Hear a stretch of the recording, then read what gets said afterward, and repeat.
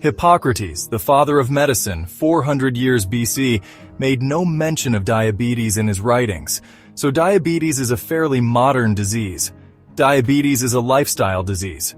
Newton's third law of motion states that to every action there's an equal and an opposite reaction. Why isn't the pancreas working? That's what we should be asking. There is a reason. There is a reason why pancreases are not working. Now, one of the pancreas's main roles is to release two hormones. One is insulin that gets the blood sugar down. The other hormone is glucagon, and that gets the blood sugar level up.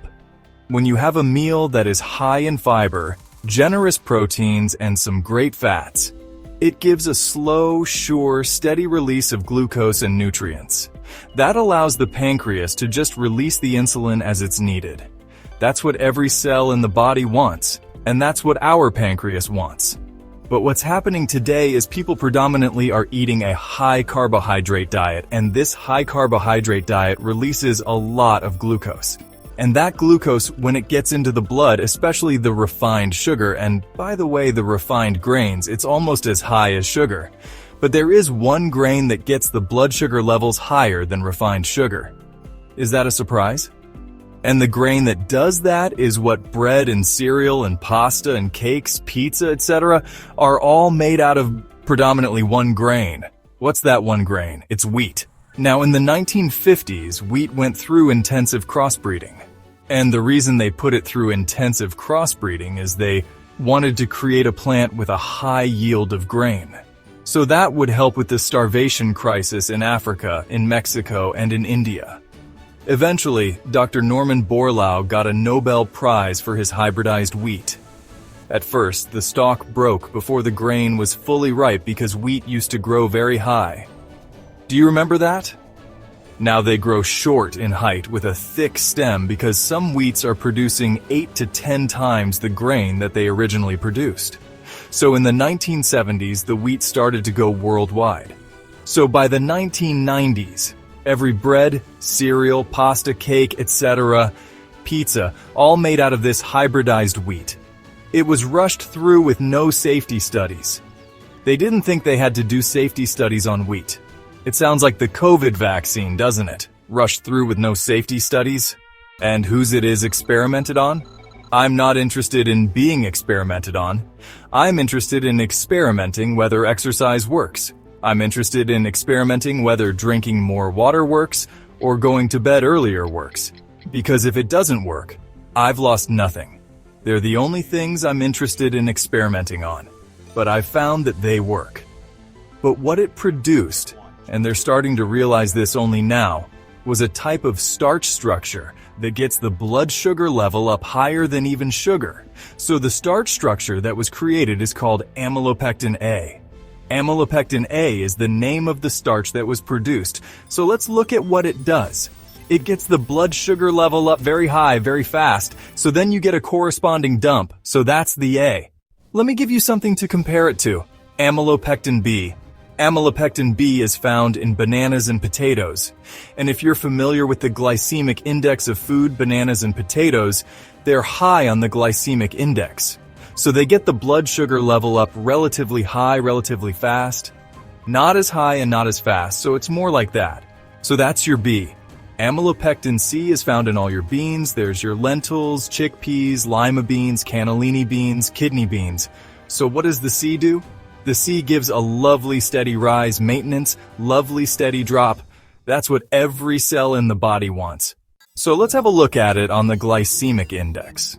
Now, the glycemic index is a very important index for diabetics because it's a reading on how quickly the glucose in that food is released into the blood. So your baseline is 55. Cherries and your berries sit at about 26. Grapefruit, it sits at 25. So for the diabetic, these are good fruits because they're low GI. They're a lovely slower delivery of fuel. Whereas bananas, they sit up here too. So where does sugar sit? Sugar sits at 59. Where does white bread, white pasta, white cereal sit? It sits at 69 because of the amylopectin starch in it. What about whole wheat? Whole wheat bread, whole wheat cereal, it sits at 72. How could that be? Well, Because the whole wheat isn't refined, it's got more amylopectin A in it. And it's the amylopectin A that gets the blood sugar level up. Now, absolutely, whole wheat bread is superior to white because it's got fiber, it's got your B vitamins. But in regard to the diabetic who's watching their blood glucose levels, they need to eliminate wheat totally. I had one lady start to cry when she saw this. I said, "Why are you crying?" She said, "I'm a diabetic. I am type 2 diabetic. I was diagnosed 2 years ago. I do everything they tell me. I eat wholemeal bread, wholemeal pasta, wholemeal cereal, and every 6 months I go to the doctor and he puts me on more insulin." She said, "I'm not like the lady down the road. She just eats cakes and candies, but I don't do that." She said, "I'm crying because I've been so frustrated, but I have not known what to do." So, why aren't the nutritionists told this? How much wheat does America grow? Acres of it. How much wheat does Australia grow? A lot. So it's big industry. So it's not an easy thing to change. And the farmers love the hybridized wheat. They've got to pay their bills. 10 times more grain per acre, that's 10 times more dollars per acre. So you see the problem. So no wonder diabetes has skyrocketed. It's not just the sugar, it's also the wheat. So to conquer diabetes, what do? Go for the low glycemic index foods. It's easy. It's not hard to get a glycemic index. You can Google that. It's a matter of having berries for breakfast instead of a banana. It's as simple as having a sweet potato instead of a white potato, having your whole grains, eliminating the wheat. Low GI foods. Number 2, daily legumes. I met a man. He was a scientist. He was 69. He came to our retreat. He said, "When I was 42, I was told I had pre-diabetes and to eat legumes every day." He said, "I eat legumes every day, and I never got diabetes because the beans give that lovely, sure, steady delivery of fuel. But how do we stop them causing bloating or wind? You soak them overnight, and then you rinse them very well. Then you bring them to the boil. Have you seen all the froth that comes on? You know what that is? Wind. You've got to rinse it away. Here's what you should do. When your beans are 3/4 cooked, rinse them again. And then put the beans into a delicious sauce. Then you will not have that problem. They'll be a lot easier to digest." As we looked at when we looked at the liver, legumes are only 1/3 the carbohydrate that you'll find in your grains. Number 3, there are some things that must stop. What must stop is wheat. What must stop is refined sugar. Now, if someone's looking at conquering diabetes, initially they also need to eliminate all your healthy sugars like your palm sugar, your maple syrup, and honey. They need to be stopped until the pancreas is starting to recover. And it can recover. One day a young man came to me. He was type 1 diabetic. He got diabetes after a strong course of antibiotics at the age of 15. He's now 19. He said, "My specialist said my pancreas is dead." I said, "Is it gangrene? What's dead?" I said, "If there is blood going through your pancreas, it's not dead. The life of the flesh is in the blood." So he began to do this. No wheat, no refined sugar, and no caffeine. Caffeine can actually get an insulin response. So that has to be stopped. When he came, he ate only low glycemic foods. He had legumes every meal. He started to drink more water. Hydration. And what he found was, if he felt that he was getting a blood sugar low between meals, he'd have a little bit of salt and a glass of water, and it would maintain him. I do not advise diabetics eat every 2 hours because that really disrupts digestion. When we looked at the journey through the gut, did you notice that digestion averages 3.5 to 4 hours? So you've got to leave that break between meals. If you eat food, eat high fiber. Remember what fiber does. It slowly releases the glucose. Generous proteins, there's your legumes, nuts, and seeds. They're all low carbohydrate, so you're not overworking the pancreas. And also, the healthy fats. We also looked earlier in the week at fats that heal, fats that kill, and the killer fats are your altered fats. There's your deep-fried foods, your margarines, those fats that have been changed or altered, or your polyunsaturated fats that have been extracted using high heat. They're the dangerous fats. These are the 3 foods that keep food in the stomach longer. These are the ones that give that steady, consistent delivery of fuel. In addition, begin to exercise. Implement high-intensity interval training. Put on some joggers every morning and run up and down the hills. So if you notice your blood sugar level low in the middle of the night, rather than reach for candy, eat an apple. It takes a long time to eat an apple in the middle of the night, doesn't it? If you want to go extra at that moment, jump on the floor and do 30 push-ups. Why? Push-ups cause a release of glycogen stores. It will energize you and get your blood sugar level up. I believe glycogen is the diabetic's best-kept secret. It's already in there. And if you run out of that, what else have you got? You're fat. That's right. Intermittently drink salt water. Not only that, what happens when you exercise and you're doing high intensity? You're screaming out for fuel. So what happens is, extra insulin receptor sites develop on the membrane around the cell so that it can take more glucose. That's quite incredible, isn't it? Now, before someone develops diabetes, they usually start with insulin resistance. What happens with insulin resistance? The person is on a high carbohydrate diet, lots of wheat, and blood glucose levels start to go high. The pancreas gets screamed at. Why? Because high glucose demands high insulin. So when glucose is high, the pancreas says, "Quick, more insulin," and it releases too much insulin. Now the blood sugar level goes too low. The brain goes, "Whoa, that's too low, stop the insulin, release the glucagon." But what does the person do? They have a candy, they drink a Coke, they grab a coffee with 3 teaspoons of sugar. And what does that do? Shoots the blood sugar up again, too high. The body says, "Stop the glucagon, release more insulin." Back and forth, up and down. Can you see what's happening? The pancreas is wearing out. I'm against child abuse. I'm against animal abuse. Now, I'm against pancreatic abuse. It's like someone kicking their dog without realizing they're hurting it. But because we can't see the pancreas, many people don't realize what's happening in there. Like the woman who started crying. She didn't know they had changed the wheat. She didn't know that the new starch structure spikes blood sugar even higher. Now you might be thinking, can I get bread that's okay to eat? Yes, you can. You can eat bread made from ancient grains.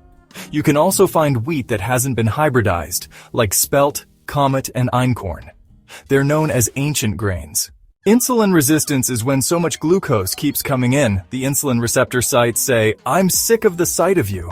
I don't want to see insulin anymore." So glucose stays in the blood because it can't get into the cell. The brain sees high blood sugar and screams again, "More insulin." But the pancreas just can't do it anymore. Every case is different, with various factors at play. Type 2 diabetes is generally easier to manage since the beta cells aren't as damaged as in type 1 diabetes. We're circling back to those 8 laws again. It's crucial to thank God daily for your pancreas and the body's ability to heal itself. Even if healing doesn't occur in 3 months or 8 months, continue to give thanks because you're making progress. Try it for yourself. Everyone should be their own doctor because only you know how you feel, what you've been through, and how your body responds. The best doctor will listen to you, so listen to your body. Most diabetics are told to eat every 2 hours, but often the body can't distinguish between thirst and hunger. Sometimes, it's just thirst. Having a little bit of salt and a glass of water, remember, at least 8 glasses a day is beneficial. It's harder to drink in cold weather, so just sip throughout the day. I always have my bottle with me, sipping away, and it's amazing how much you can drink that way. Stevia is probably the one sweetener that doesn't elicit an insulin response. Some people say they don't like stevia, but that's usually because they've used too much, leading to a bitter aftertaste. Start with a very small amount. It's hard to believe how little you need to sweeten something. However, it's better to move away from sweets altogether. When people stop consuming a high-carbohydrate diet, they no longer crave sweets. The more sugar you eat, the more you'll crave it. Regarding alternatives to wheat, sprouted barley breads can be used.